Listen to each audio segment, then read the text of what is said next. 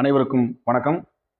நம்ம சிற்பி அகாடமி சங்கரன் கோயில் வழங்கக்கூடிய முழுவதும் மாற்றி அமைக்கப்பட்ட குரூப் 4 தேர்வுக்கான புதிதாக வெளியிடப்பட்டுள்ள தேர்வு தொடரை பற்றி நம்ம பார்க்க போகிறோம்.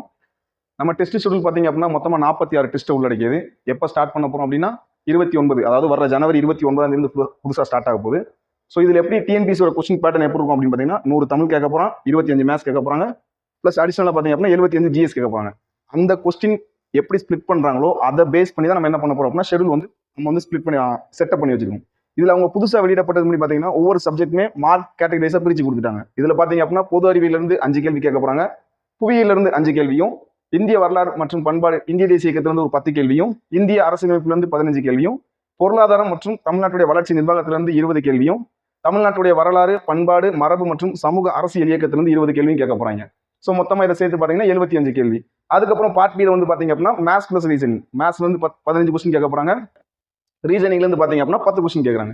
அதுக்கப்புறம் பகுதி ஈல என்ன பண்றாங்க அப்படின்னா தமிழ் வச்சிருக்காங்க. இதுக்கு முன்னாடி தமிழ் பேட்டர்ன் எப்படி இருந்துச்சுன்னு பார்த்தீங்க அப்படின்னா அதிக முக்கியத்துவம் எது கொடுத்துருப்பாங்க அப்படின்னா இந்த கொடுத்துருக்காங்களா இலக்கியம், தமிழ் அறிஞர்கள், தமிழ் தோன்றும் அப்படின்னு. ஆனால் இப்போ புதுசாக மாற்றங்கள் என்ன பண்ணிட்டாங்க அப்படின்னா இதில் வெறும் 15 மார்க்கும் இலக்கணத்தை பேஸ் பண்ணி மட்டும் 85 கொஸ்டின் கேட்குறாங்க. ஸோ இப்போ நம்ம என்ன பண்ண போறோம் அப்படின்னா இலக்கணத்தை என்ன சொல்றாங்க அப்படின்னா எழுத்து சொல்லிருந்து 25 கேள்வியும், சொல் அகராதியிலிருந்து 15 கேள்வியும், எழுதும் திறன்லேருந்து 15 கேள்வியும், கலை சொற்கள்லேருந்து 10 கேள்வியும், வாசித்தல் மற்றும் புரிந்து கொள்ளும் திறன்லேருந்து 15 கேள்வியும், மொழிபெயர்ப்புலேருந்து 5 கேள்வியும் கேட்க போறாங்க. ஸோ இதை பேஸ் பண்ணி தான் நம்ம என்ன பண்ணிருக்கோம் அப்படின்னா டெஸ்ட் ஷெடியூல் ஃப்ரேம் பண்ணியிருக்கிறோம். இதுல பாத்தீங்க அப்படின்னா அதிக வெயிட்டேஜ் தமிழுக்கு தான் கொடுக்குறாங்க. அதை பேஸ் பண்ணி நம்ம என்ன பண்றோம்னா தமிழுக்கு 12 யூனிட் டெஸ்ட்டும் ஃபுல் டெஸ்ட் 12 வச்சிருக்கிறோம். மேத்ஸ் பிளஸ் ரீசனிங் பாத்தீங்கன்னா 17 டாபிக் டெஸ்ட்டும் 8 ஃபுல் டெஸ்ட்டும் வச்சிருக்கிறோம். அதுக்கப்புறம் பாத்தீங்கன்னா ஜென்ரல் ஸ்டடிஸ் பாத்தீங்கன்னா 24 டாபிக் டெஸ்ட்டும் 3 ஃபுல் டெஸ்ட் வச்சிருக்கிறோம். ஸோ டெஸ்ட் ஷெடியூல் எப்படி இருக்குன்னு பாத்தீங்கன்னா நம்ம டெஸ்ட் எப்பயுமே புதன்கிழமையும் ஞாயிற்றுக்கிழமையும் தான் இருக்க போகுது. புதன்கிழமை நம்ம என்ன பார்க்க போறோம் அப்படின்னா தமிழ் பிளஸ் மேத்ஸ், ஞாயிற்றுக்கிழமை பாத்தீங்க அப்படின்னா ஜென்ரல் ஸ்டடிஸ் ஃபுல்லாகும். ஃபர்ஸ்ட் டெஸ்ட் பாத்தீங்க அப்படின்னா ஜனவரி 29 ஸ்டார்ட் ஆகுது. அதுல எப்பயும் போல தமிழ் அவங்க கொடுத்துருக்க சிலபஸை பேஸ் பண்ணியும், மேத்ஸ்ல பாத்தீங்க அப்படின்னா டைம் இருக்கும் எடுக்க போறோம். செகண்ட் பாத்தீங்க அப்படின்னா ஜிஎஸ் ஞாயிற்றுக்கிழமை பிப்ரவரி 2 ஸ்டார்ட் ஆகும்போது இந்திய அரசியலமைப்புல இருந்து 50 கேள்வியும், இந்திய பொருளாதாரத்துல 50 கேள்வி கேட்க போறோம். எதுக்கு இந்திய அரசியலமைப்பையும் பொருளாதாரத்தையும் முன்னாடி கொண்டு வச்சிருக்கோம் அப்படின்னா இந்திய அரசியலமைப்புல இருந்து எத்தனை கொஸ்டின் கேட்கறாங்க அப்படின்னா கிட்டத்தட்ட ஒரு 15 கொஸ்டினும், இந்திய பொருளாதாரம் மற்றும் தமிழ்நாட்டுடைய வளர்ச்சி நிர்வாகத்திலிருந்து 20 கேள்வியும் கேட்க போறதுனால என்ன பண்ணிட்டோம் அப்படின்னா நம்ம அதிக முக்கியத்துவம் கொடுத்து முன்னாடி வச்சிருக்கோம். அதுக்கப்புறம் எப்பயும் போல ஒரு தமிழ் டெஸ்ட், அதோட சேர்ந்த மாதிரி ஒரு மேத்ஸ் இருக்குது. அடுத்த டெஸ்ட் புதன்கிழமை தமிழ், ஞாயிற்றுக்கிழமை ஜிஎஸ். அப்படிதான் புதன்கிழமை தமிழ், ஞாயிற்றுக்கிழமை ஜிஎஸ். இப்படிதான் நம்ம டெஸ்ட் ஷெடியூல் ஃப்ரேம் பண்ணியிருக்கிறோம். ஒவ்வொரு டெஸ்டா பார்க்கலாம். அப்படியே கீழே வந்தீங்க அப்படின்னா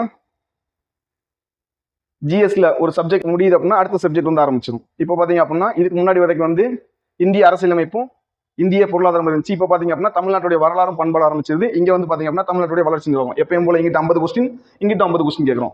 பிளஸ் ஒரு தமிழ் டெஸ்ட் எப்பயும் போல வந்துகிட்டே இருக்குது.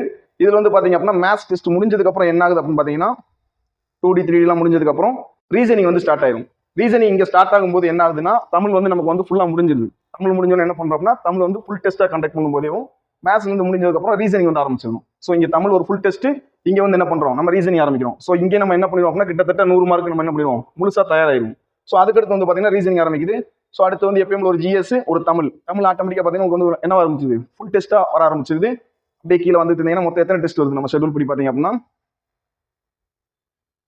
கிட்டத்தட்ட 43 தேர்வுகள் வருது.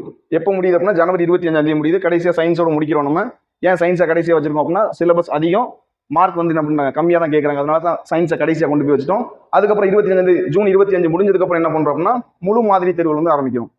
எப்படி டிஎன்பிஎஸ்சில 100 தமிழ், 25 கணக்கு மற்றும் நுண்ணறிவுல இருந்து 75 ஜிஎஸ்ல இருந்து கேட்கறானோ அதை பேஸ் பண்ணி நம்ம ஃபுல் டெஸ்ட் கண்டக்ட் பண்றோம்.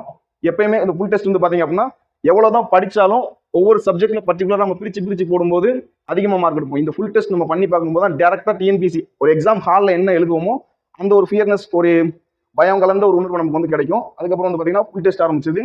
இதுக்கப்புறம் பாத்தீங்க அப்படின்னா இந்த டெஸ்ட் ஷெடியூல் கொடுத்தாச்சு. இந்த டெஸ்ட் ஷெடியூலுக்கான வேர் டு ஸ்டடி பாத்தீங்கன்னா நீங்க ஜாயின் பண்ணிக்கக்கூடிய வாட்ஸ்அப் குரூப்ல நம்ம சென்ட் பண்ணிடுவோம். டெஸ்ட் முடிஞ்ச உடனே ஆஃப்லைன்ல எழுதுறவங்களுக்கு அகாடமியோட வளாகத்தில் வச்சும் அந்த வினாக்களுக்கான முழு விரிவான விடைகள் தரப்படும்.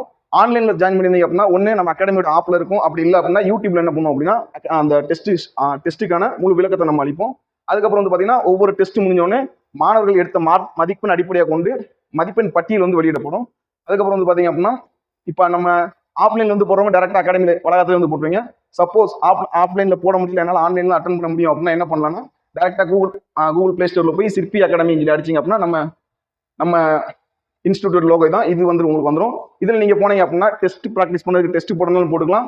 செகண்ட் என்ன அப்படின்னா நம்ம இந்த ஆப்லேயும் ரெக்கார்டட் வீடியோ கிளாஸும் லைவ் கிளாஸஸும் கொடுக்க போகிறோம். ஸோ இதில் என்ன ஆகும் அப்படின்னா உங்களுக்கு ஃபுல்லாகவே கிளாஸஸ் ஃபுல்லாக வந்து கண்டக்ட் பண்ண போகிறோம்.